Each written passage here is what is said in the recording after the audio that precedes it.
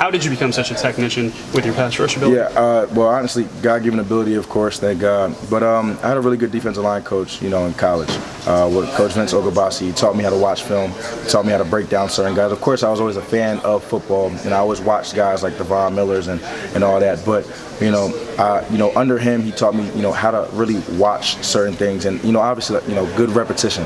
You got to take 10,000, reps to become a master at something, and just repping it over and over and over and over and over again.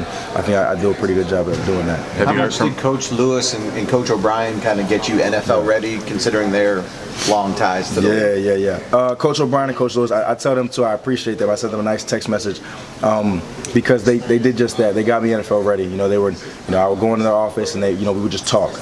And, that talk would lead to, now I'm asking questions about, okay, what is it really like? And Coach O'Brien, he helped me, kept my body right, for the entire season.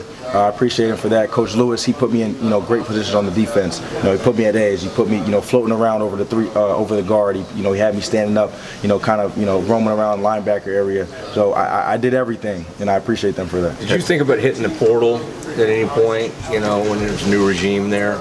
Yeah, I think the opportunity definitely came.